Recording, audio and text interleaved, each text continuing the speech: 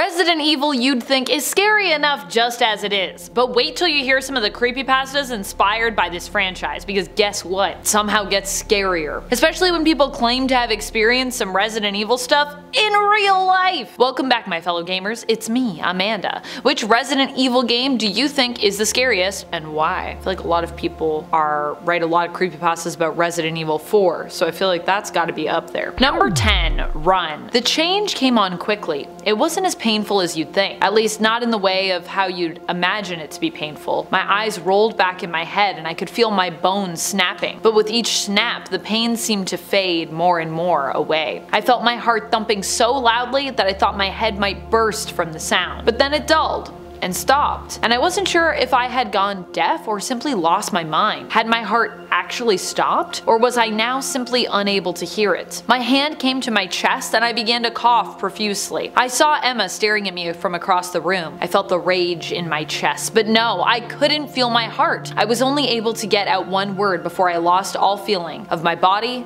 of my emotions. Run. And friends, before we move on to our next spot on this list, if you love what we do here at Top 10 Gaming, and if you also love creepypastas or Resident Evil, be sure to show us that you love those things by clicking the like button. Every time you click the like button, someone writes an even scarier creepypasta, so it's also good for inspiring creativity in other writers. Number 9. One Chance. At the back of my closet, tucked away in a black PS2 case, was a copy of Resident Evil 4. The problem? I had never remembered owning it. This case, however, didn't have any kind of seemingly strange or cursed appearance, no Sharpie scrawled onto a bootleg disc, nothing unusual or terrifying about the game's appearance in the case, although the case was unmarked. It seemed as though it was a normal Resident Evil 4 game disc, just inside, you know, a blank case. When the game started up, it didn't show any company logos or information, which I did think was weird. Selections available in the main menu included New Game, Load, Options, and One Chance. Strange, as where One Chance was normally, you would have seen the Extras option. In fact, when I tried to select it, it just brought me to the Extras instead. I assumed maybe I was seeing things and decided to go back and start a new game. At first the game started up normally, but frequent glitches caused me to reset the game in frustration. Things were still slightly odd, but didn't really get weird until the chainsaw scene. Despite not really leaving myself with ammo, I managed to kill the chainsaw guy, which I was pretty impressed by, and avoid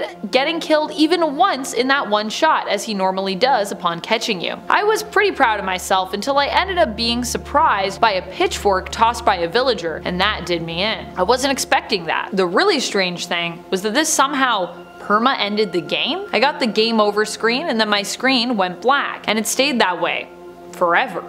I tried resetting the console, playing it on someone else's PS2, extracting the game and burning it onto a new disc, but it would never play again. This creepypasta has been heavily edited, but was greatly inspired by the Resident Evil 4 creepypasta One Chance Only, which you should go check out. Sadly, no writing cred there, so I can't give anybody writing credit. Number 8. Who am I? How long have I been here? Where was my family? As I looked around, I realized this wasn't my house. I went to the window and looked out. Fires blazed in the streets. People ran in a panic. One man who ran past stopped to look at me, standing in the window. I opened it to call out to him, offer him some kind of help, but I didn't recognize my own voice. His eyes widened, fixed on me, and he screamed in terror as he was devoured by a zombie horde. I looked down. What had I become?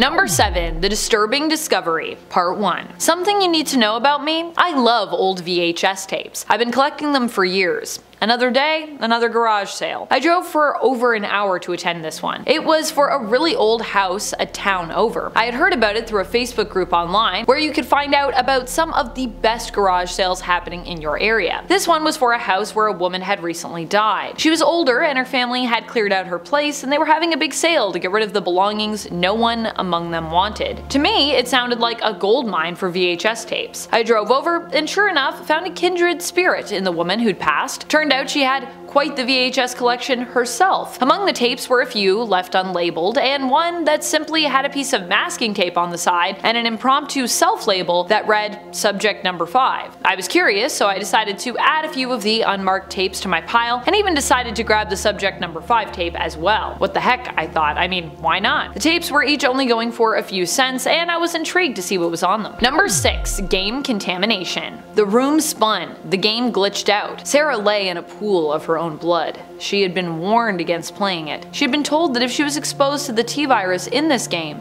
that she would change. She hadn't believed. It was just a game, she thought. But this version, made directly by the true Umbrella Corporation, was so much more. Number 5. The Disturbing Discovery Part 2. Having acquired the tapes at the garage sale and made my way back home, I popped one into the VHS. It was one of the blanks. This was one of the tapes left unlabeled. It had a home video of someone's birthday on it. Perhaps the woman's? It seemed as though a man was filming. At one point he put down the camera and could be seen in the frame coming around to hug a younger appearing woman. If this was the woman, this certainly must have been way in the past, as she was quite old, I'd heard, when she passed. Yet she looked so young, perhaps 20? And the tape seemed no more than 30 years old. 50 didn't seem that old to me. I assumed she must just look really good for her age. I decided to pop in the subject number 5 tape next. In this video, the man was heavily featured. He did not look so good. He was in a hospital bed and looked quite ill, older than he'd appeared in the previous tape. A woman talked to him from off camera, seemingly checking his symptoms. During this routine check, he seemed to go into a fit. He demanded to be freed, and the woman off camera merely snickered in response. She stated that he would never be free. Then he let out a scream like I had never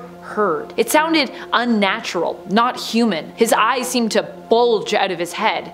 The screen went to static. Number 4. Each Other's Apocalypse. This is an excerpt from one of the best creepypastas I have ever read on the internet. Well, normally I simply read through some things and then I'm inspired to create my own creepypastas, and I tend to fill my list completely with those. This one was actually so good I had to feature a few pieces of it on this list, so I highly recommend you check it out as well if it does pique your interest. The full story is called I Am the Apocalypse, with credit to Lichtyunger. I walked down the stairs of the safe house, a volunteer to collect supplies. Ash and Leon accompanied me. We made it down the stairs and walked over to the car. All of a sudden, I heard a yell from Ash and turned. He was holding his gun up towards one of the dead. It wasn't just one of the dead. It was my husband. The tumultuous storm of negative emotions I'd experienced these last 2 days had just ended. Ever since the genetic switch within humanity's junk DNA was pulled magnetically, there was no place more like hell than home. Each one of us was now another's apocalypse. Until this moment. Now he was back. Back from the dead. Not completely, but close enough.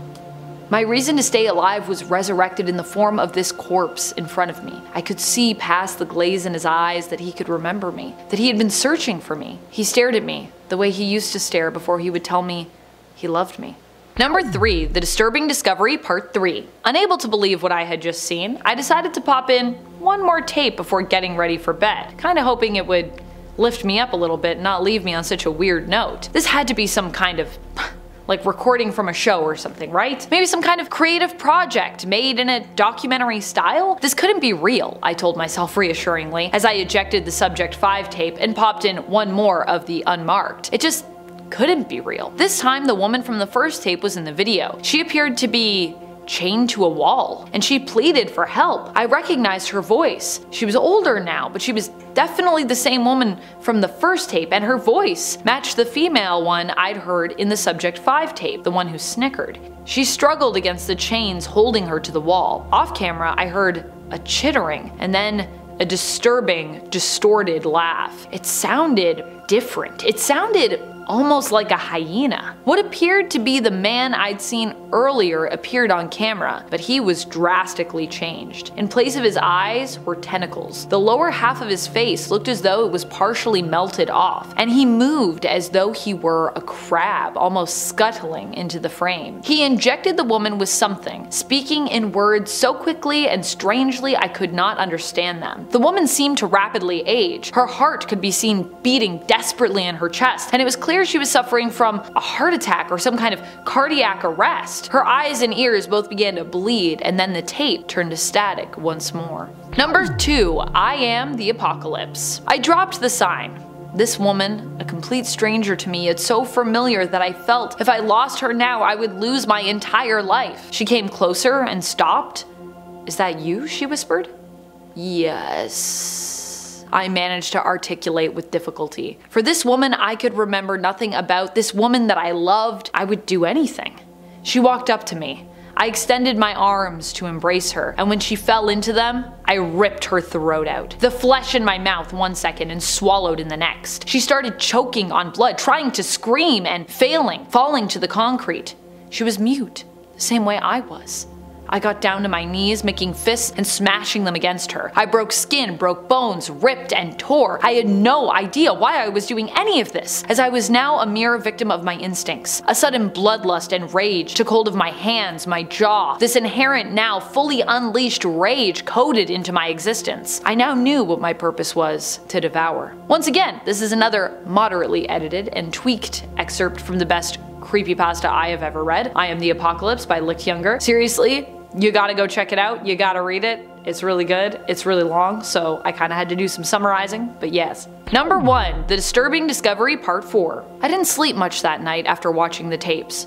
Restless at one point, I got up to find something to distract me. Maybe watch some TV or play a video game, read a book, anything. But when I went to the kitchen to get a glass of water, I noticed a light. Fridge was wide open, much of its contents strewn and spilled across the kitchen floor. I looked over and noticed the window was open. A cold air blew in, and as I went to close it, I thought I saw something in the distance, in the shadows, running away. I moved over the course of the next month. Somehow I knew it was no coincidence. This hadn't been an animal. It had been some kind of escaped experiment. I was sure of it. I burned the tapes and never returned to the town where I bought them. I'm writing this from a secure IP at a secure location because I need someone to know. They're out there. Umbrella, hiding among us, disguised as families and neighbors, but secretly waiting to conduct experiments on those they can get close to. Be wary of even those you trust. You have been warned. That's all the time we have for today. I hope that you enjoyed these creepypastas and that you don't end up running into the Umbrella Corporation anytime soon outside of the actual games themselves. And speaking of games, till next time, keep on gaming on. Pew pew!